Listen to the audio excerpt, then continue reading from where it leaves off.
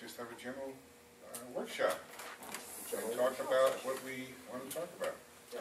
I will start off by just bringing you up to date on this past weekend. I did on Friday morning, no, I'm sorry, Thursday morning, I had a meeting with Kurt Shearing, the director of the Veterans Commission in Ohio, Mr. Moe, his staff, his assistant director, Christine Hagan, and Mayor Held, and it was a very, very good meeting. It was interesting to note that the state of Maine, which obviously is a small state compared to us, has 8 veterans homes. The state of Texas has 11. Of course, Texas is bigger than us, but we have 2. The one in Sandusky is filled and is doing very well. The one in Georgetown is not doing well. Where's Georgetown? Georgetown's down by Chillicothe. Yeah. And it's not doing very well at all. They had 120 beds, and I think they've only filled half of them. I think one of the major reasons is the location of the place. I think from what I hear, there was a lot of political influence in getting it in that area down there. But nevertheless, this is a home, by the way, for veterans a retirement home or more of a nursing home, or both. or Both. a combination of both. Combination of both.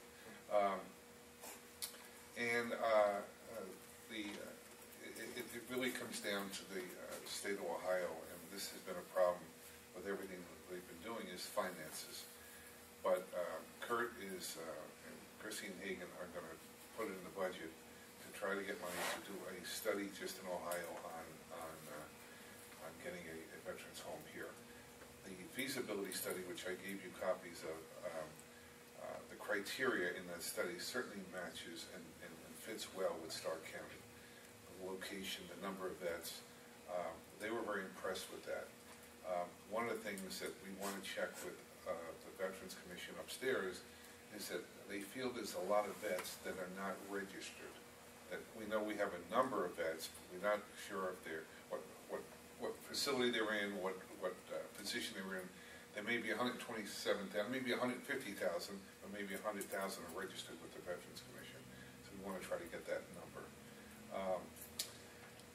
But I think it was very fruitful. There were some obstacles that, and the financing is the biggest thing. Although the federal government is willing to put $14.6 million into the building of the facility, and the state of Ohio would have to come up with $10.4 million, which would bring the total, obviously, to $30 million. One of the things were in the criteria is that the land has to be donated to the Veterans Commission, and Mayor Held is willing to look at the possibility of donating Fairways golf course to the veterans. There's 103 acres there. There's some talk of a builder also building a senior citizen facility there along with the veterans. But we're going to continue meeting, and I think it looks a lot more positive than it did for the hospital we tried to get a couple of years or a year and a half ago. There's certainly a need. The location is good. Summit County is interested in having it. Cuyahoga County is interested in having it. But we seem to be in a real good location for that. So I think it was really a good meeting. We're going to meet again, hopefully in the next 2 months, to continue pursuing this. Senator Brown's office is involved. Senator Portman's office is involved. The governor, of course, is involved. His office. So hopefully this will be an effort that we can pursue. So that was. Is there a timetable or even a? No, there is no timetable, Tom. There's, as you know, the government moves very slowly. I think this feasibility study, which was completed in March, they're looking at probably a year before they can say, okay, this is the location we're going to have. So, and it may be even more than that. But again, I think there's a possibility of securing that here. It would create 200 permanent jobs. It would be a 168-bed facility. And one of the interesting things Mr. Moe said, the Veterans Director, that they're building these homes on a smaller scale than they did before. In other words, instead of building a home for 200 beds, they're building homes for 100 beds. Trying to get more homes, more facilities around. That's the thinking of the veterans.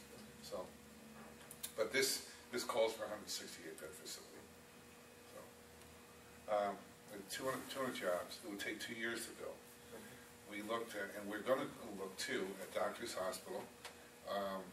Maybe house it there, but in the criteria, they said they wanted to be near an entertainment area and they wanted to be close to a highway.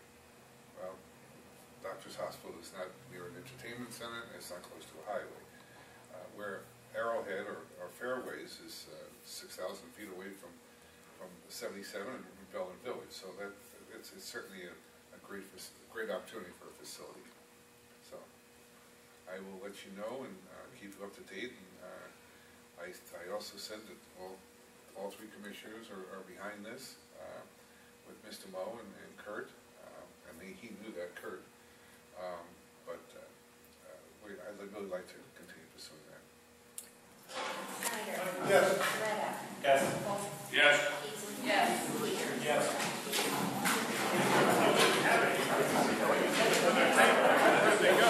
Mayor Held. Yes, sir. Commissioner Ferguson tells me that he hooked up with you down in Columbus on a meeting. Yes. Regarding his project of trying to get a veterans home here in Stark County. Yes. Can you give us an account from your perspective?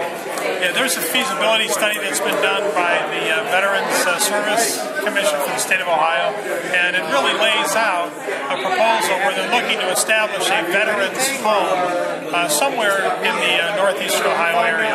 And it's all based on need, but certainly the North Canton area is within that range of providing service to area residents where needs aren't presently being met to the level that they would like.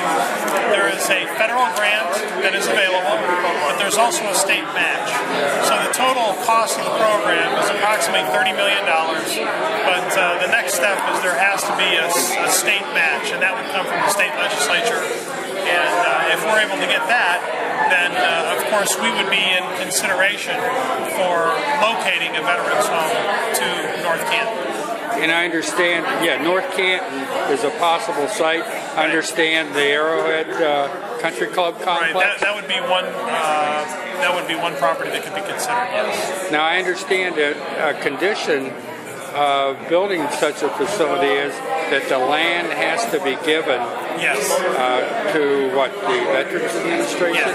Yes. And that's a doable thing? Yeah, what we're looking at it, when you look at the Arrowhead Country Club, or what is known as the Fairways Country Club, we own 105 acres in the middle of the city. And so it's a great asset to the city. What our hope is right now we're utilizing it as a golf course. We contracted with a management company that's managing it as a golf course. But when we look to the future, if there's a way we can bring additional jobs into the city and utilize a portion of that property, like the center core of that property, for new jobs, then we certainly will consider that.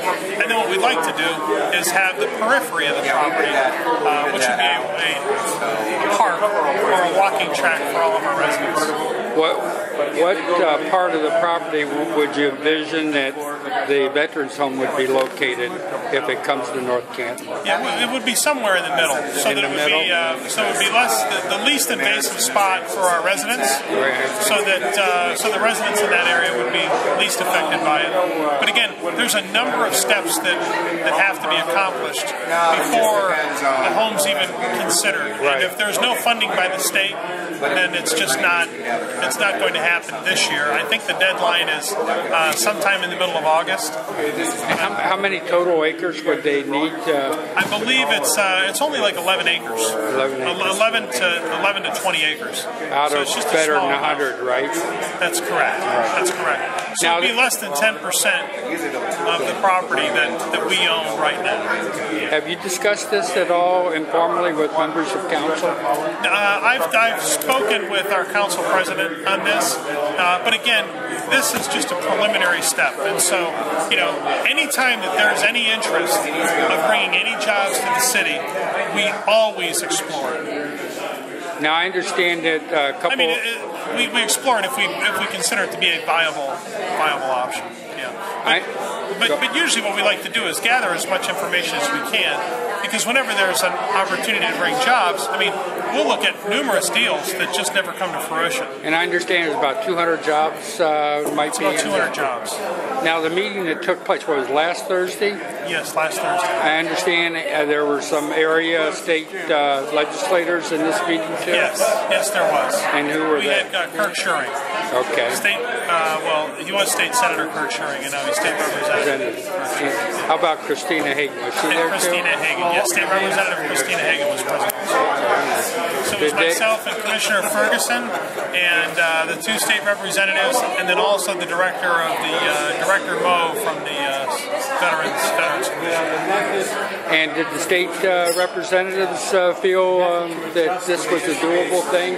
Again, from your perspective, in terms of the state funding. Well, they didn't look at it specifically as North Canton as the location, because of course they're serving a much broader area. Right. But because the city does own property, that certainly would be one area that would be considered.